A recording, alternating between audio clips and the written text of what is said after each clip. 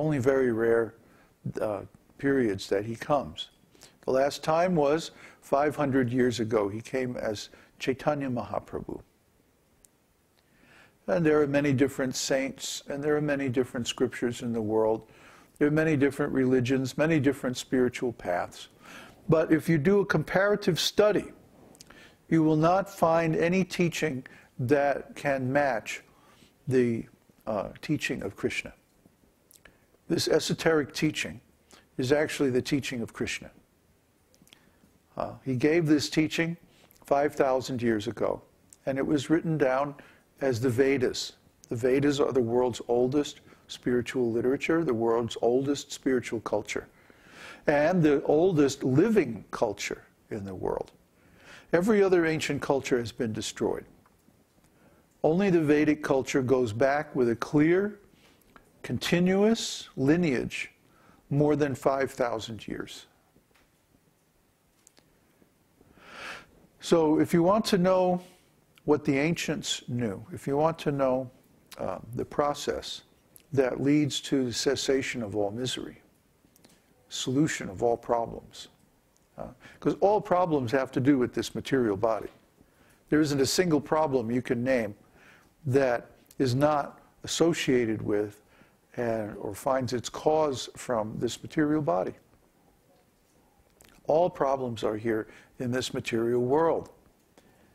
If you leave this material world and you go to the spiritual world, the world of pure consciousness, there are no problems. There's no scarcity. There's no ignorance. There's no difficulties.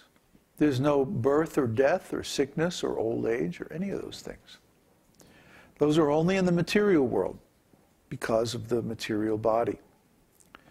So why would you want to stay in a place where there's so many problems when you could easily transfer your existence to a place where you're already at home, the spiritual world?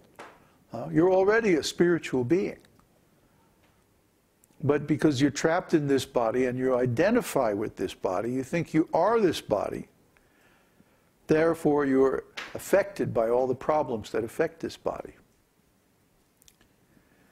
So the beginning of transcendental knowledge is to know that I am not this body, I'm not this mind, I'm not this name, I'm not this form, I'm not this designation, whatever material designation I may have. But I am an eternal being of pure consciousness, like unto God himself.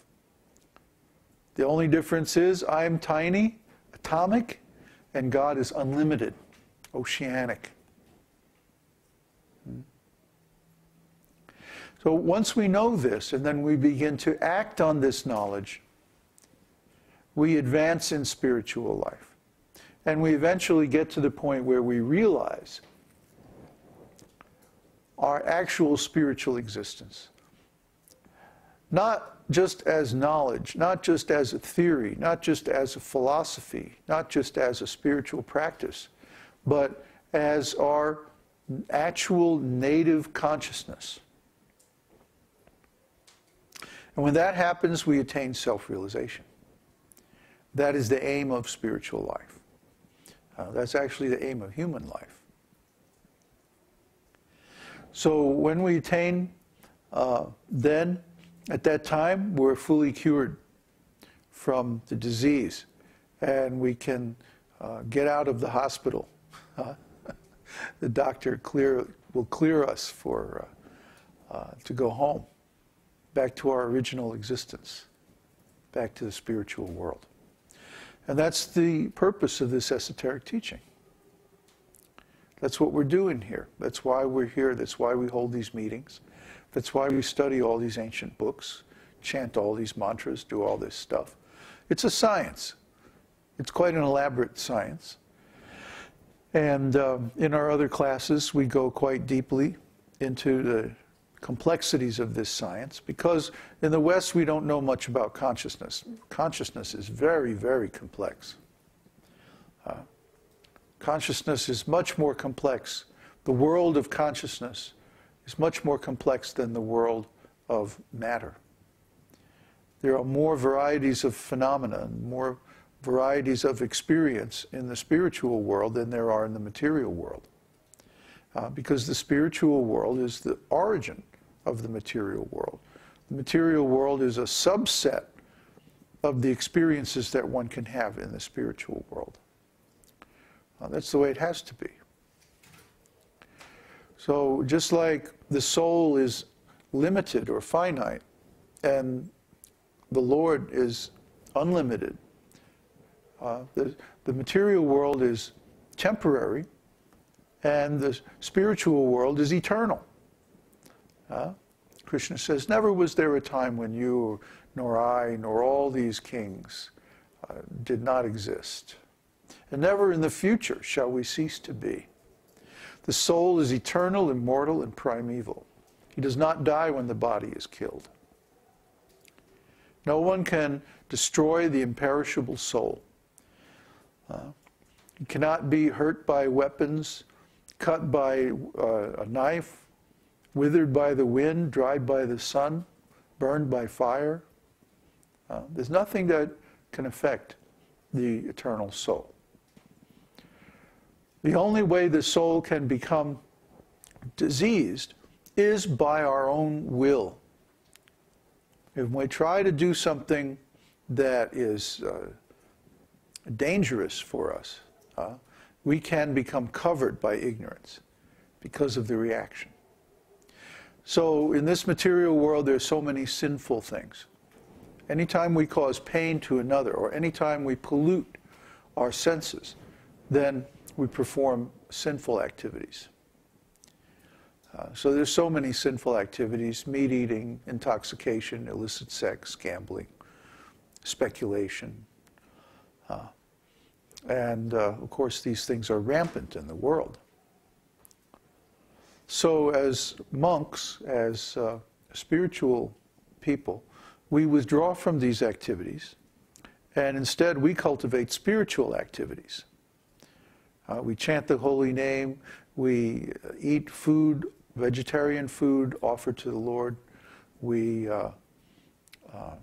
meditate on his pastimes and his qualities, we understand this philosophy, and we serve him. And the main service that we do is that we help other people to understand this philosophy. It's not like we're mindless fundamentalists trying to grow our little cult. Actually, we turn away a lot of people. Somebody wrote me yesterday, and they said, well, I want to come down there and join your school. I want to take all your courses, and I want to do this, and I want to do that. And their name was so-and-so Das. And I said, well, where'd you get that name, so-and-so Das? And he said, oh, well, I'm a member of ISKCON, and da-da-da-da-da. I said, I'm sorry. We have a policy. We do not accept members of ISKCON. And he wrote back, I'm shocked. Well, that's why we can be effective, is that we don't allow certain types of people into our organization. We don't accept certain types of people. So because of that, we're able to maintain the purity of our teaching. Because of that, we're able to stay away from religious politics or any kind of politics. We're able to focus on becoming self-realized instead of on dealing with all these problems. Anytime you have a big organization with all different kinds of people, you have a big set of problems. Anytime you try to take anybody, accept anybody and everybody, of course there's going to be problems, because they're going to bring their problems with them.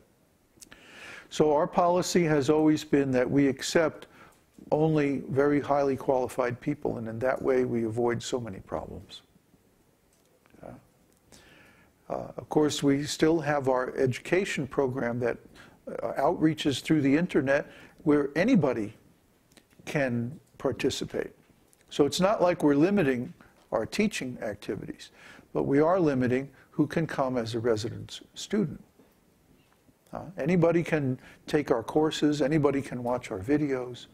We don't limit or discourage that. All we ask is that people should be sane and courteous in their dealings, and that they should focus on learning this esoteric teaching and implementing it in their lives, and not come to our site or participate in our forums for any other reason. There's plenty of other forums where you can do other things if you like. But when you're on our forum, you stick to this esoteric teaching. That's what it's for. So anyway, this is the cure. This is the sugar candy. To relish Krishna's name, qualities, form, pastimes, personality, his relationships, and so on, and his service. And if you do this steadily and consistently over a significant period of time, you will make tremendous gains and ultimately cure the material disease, the material consciousness, the ignorance that affects you all.